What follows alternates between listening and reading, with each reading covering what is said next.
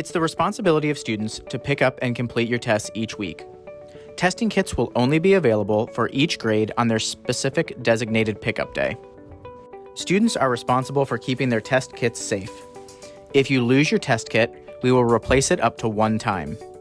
Students who continue to lose their test kits and are unable to provide test results each week will be subject to our absent policy guidelines for missing test results. Test kits can be picked up from our testing coordinators, Ms. Jones and Ms. Green, at the new reception desk along the St. Clair side of the building on your scheduled pickup day. As the chart shows, freshmen will pick up their testing kits on Wednesday. Freshmen will take the test kits home that evening and report their results by email by Thursday at 7:30 a.m.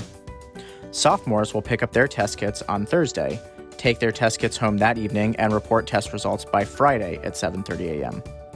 Juniors will pick up their test kits on Friday, take them home, and report their test results by Monday at 7:30 a.m.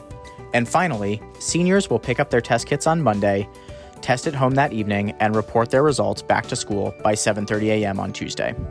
If you have any issues about the requirements, please contact our testing coordinators, Ms. Jones or Ms. Green.